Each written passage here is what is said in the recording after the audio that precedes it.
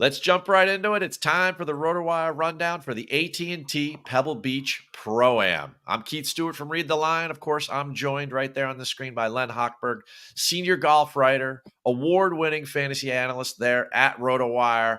Len, we're both on the West Coast today. It's 8:15 a.m. for both of us. What is going on out here? I thought California was supposed to be warm. What's it like in LA? Because it is cold up here at Monterey.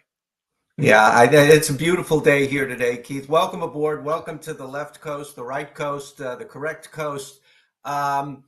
It's a beautiful day here, but I think we're getting what you have, and we will get it in a few days. I know that we're expecting rain later in the week, but we're going to have a beautiful day in the 70s now. But yeah, I know this week and this tournament is going to be complete havoc with the weather, and you've got your feet on the ground there. So what's going on? Well, I tell you, this event, you would know it better than anybody being a California guy. It's been on life support for a couple of years. Now we have 9 of the top 10 in the official world golf ranking. We've got 8 of the top 20, maybe 19, maybe 18. I don't know. It depends what Terrell Hatton decides to do. But break it down for us, for the listeners, right? What has changed that all of a sudden all these guys are here? The PGA Tour threw them a bone. I mean, a lot's changed, and summarize it all for us. Yeah, well, we have a signature event is what's driving all of this. So we don't have 156 golfers. We have 80 golfers. We don't have 3 courses. We have 2 courses.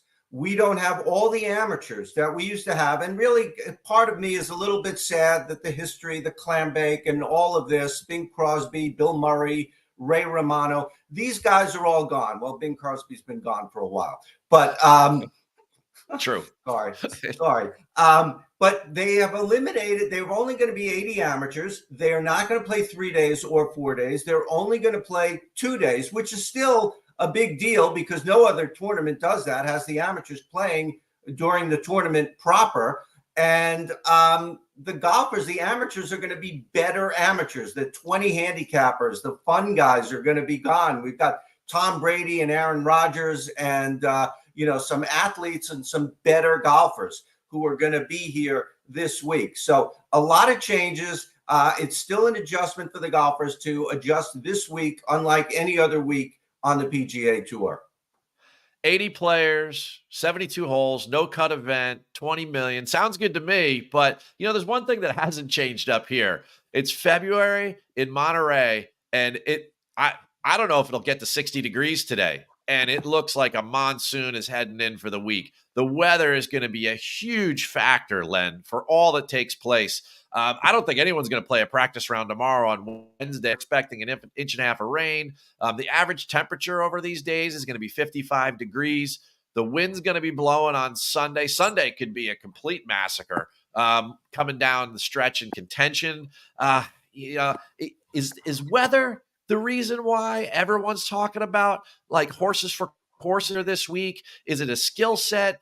I mean, I know everybody, before we get to the names, I'm curious myself how you break down why experience is so important at Pebble Beach and Spyglass Hill for this week for the Pro-Am.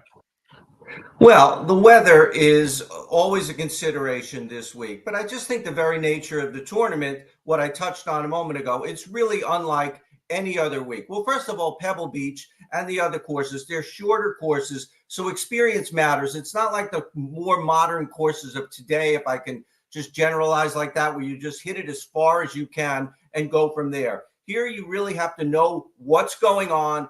You have to get the ball in the fairway, what angles, the smallest greens the golfers will see all year. This really takes more than, just coming on for a few practice rounds. We've seen winners need multiple times around this course before they can master it. And quite frankly, the Pro-Am portion, even though it will be reduced this year, it will not be eliminated. It's not for everyone. Playing with an amateur, longer rounds, balls flying everywhere, gets you out of your routine if you're a professional. And some guys adjust to that better than other guys, and it's not for everyone. And for the guys who it hasn't been for, they haven't been coming. But now that it's a signature event, hard word, they are here. You know what? For me, experience comes down to the two E's. It's the elements here, and it's the elevation changes. You think you're along the coast, but there's cliffs here, a lot of hills. I'm walking around the golf courses; they're super soft. But I mean, I've never been to Spyglass Hill before, and I'm looking at this, and I'm like, wow, it really is hilly here at Spyglass Hill. Sorry, apologies, but like I hadn't experienced that before on TV, and it's just really interesting. And when you talk about experience, I mean the chalk. Let's just get into some names real, like to begin the name conversation. You've got Scotty, you've got Xander, of course, you've got Rory at the top of the betting board. When we go DFS, they're 10K guys. For me, they are the guys leading the betting board, right? They don't have experience of playing Pebble February like this at the Pro-Am, right? What are you doing in the 10K range when it comes to the guys that have played and have not? Yeah, I think Rory has played once this tournament, 2018. And Scotty Scheffler has never played this tournament. And because there is such a strong correlation to experience and winning, I'm not willing to pay up for the two highest priced guys. So I'm going to avoid them in any DFS lineup, and that would be my recommendation. And my top guy to consider is Victor Hovland. He has played here a couple of times, which still isn't a lot by some standards in needing to really master this course. But he was 13th last year. But an interesting little nugget about Victor Hovland, he played the 2018 U.S. Amateur here, and he won it. And not only was Pebble part of the rotation, but so was Spyglass Hill. Those were the two courses used for the U.S. Am. So there's really only one guy I like in the 10,000s, and that is Victor Hovland. Well, I look at this 9K range, Len, and it's like murderer's row for experience and success here. Well, I mean, how do you pick one or two over five of these guys? Well, I don't know if you have to pick one or two. It's interesting, Keith. I think you can probably get three of the names that I'm going to throw out here and still get it into your lineup, and you can dip into the sixes. Remember, we don't have a cut here. We don't have to worry about a $6,500 guy, a 68, a 62 going home on Friday. They've got 4 rounds, and they can make a move on the weekend. You never know. But that said, Jordan Spieth. Oh, let me start back out at Patrick Cantlay, 97. He's very familiar with this course, has had a lot of good results here. Jordan Spieth, Mr. AT&T, Mr. Pebble Beach. Yes, he comes because he's an AT&T guy, but he comes every year and he embraces the format and he embraces everything, and he's won it and he's done quite well here. Moving down, Max Homa, California guy, has played well here, and I like him as well. And even Colin Morikawa, who has not played this tournament, the Pebble Beach tournament. He was in that 2018 U.S. Amateur. He is a Berkeley guy. I'm sure he's been on this course many times, not the same as in tournament, but there are 4 guys right there, and I think you can get 3 of them in your lineup. We drop down to that 8K range, and I see Jason Day. He's popping up on everybody's models. He's hot topic, but last week he wasn't great at Torrey, where he's won a couple times. Do we go with Day, or do you have more names? Yeah, 8,000 is sort of a dead zone for me. I can not liking a lot of the upper 8s. In fact, I'm only going to give you one name. This could be a short segment here. I'm going to give you Matt Fitzpatrick at 8,200. And you could get 2 or 3 of those 9,000s, or you can get 2 of those 9,000s and Matt Fitzpatrick at 82 and probably avoid the 6,000s altogether. Look, the weather is a mess. I like Matt Fitzpatrick on harder courses in tougher conditions. He's played well here once before, I believe. He hasn't had a sterling track record, but I do like him best in the 8,000s. Yeah, when you start to mention those European guys, I instantly think of, the guy must be a mutter. Having grown up playing golf in England, it wasn't perfect all the time. Speaking of perfect, I tell you, this 7K range is huge. For me, I agree with you. The 8K was a little bit of a dead zone, but the 7K, there's got to be some really good value here before we get to the 6s. Who are you featuring in the 7K range? Yeah, I'm going to start out going pretty chalky here with Bo Hostler at 7,800. He's played well here a number of times. I think he's going to be very, at 7,800, I think he'll be a very popular play. He could fit into any lineup. And then moving way down in the sevens, Nick Taylor, former winner here, playing so much better since he won the Canadian Open. And he's had top 20s here the past 2 years as well, even though he hasn't come close to winning. And Brendan Todd, my old reliable Brendan Todd, on a shorter track. Usually when you see these shorter tracks, they tend to be easier fields. This is a bit of an aberration there, but you really going to need to get the ball in the fairway this week. I think if it's wet and icky and mucky and all kinds of things, and maybe mucky and muddy, you want to get the ball in the fairway, and no one is better at that than Brendan Todd in this field. And he is almost in the 6,000s. I think he's at 7,000 exactly, or maybe 71. Len, all the above, as far as icky, mucky, muddy, whatever you want to call it, it's a mess. It's just a total mess up here. I feel terrible for the people that have fought so hard to make this a signature event. We got 9 of the top 10 in the world here, and it's a total washout. And it's cold. It's like cold and damp. These guys are just shaking their heads. You can just see it like in and around the practice area in the media center. They're just kind of like, oh man, what are we doing here this week? Speaking of what are we doing here this week, 6K range, there's some names there that we might not have heard of. Now it's a limited field event.